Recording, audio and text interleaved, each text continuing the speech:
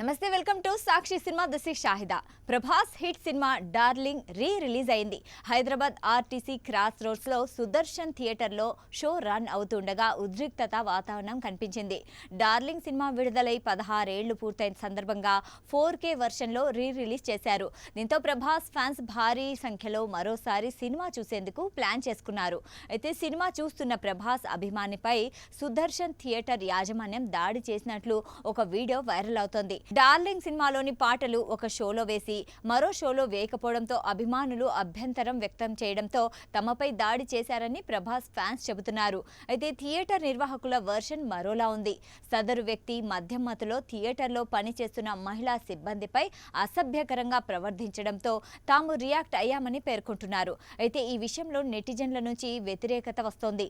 థియేటర్లలో తరచుగా ఇలాంటి గొడవలు జరగడం సహజం.